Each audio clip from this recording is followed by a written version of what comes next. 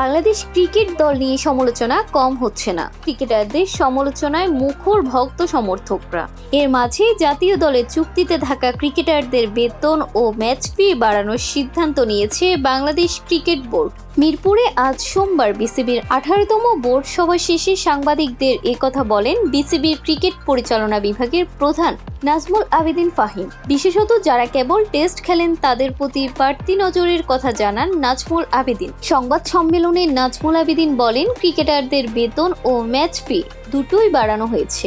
বিশেষ করে যারা শুধু টেস্ট ফরম্যাট খেলেন অন্যদের তুলনায় তাদের সুযোগ একটু কম। যারা একাধিক ফরম্যাট খেলেন তাদের চেয়ে শুধু টেস্ট খেলা ক্রিকেটারদের আয় কম হয়। বিষয়টি আমরা বিবেচনায় রেখেছি।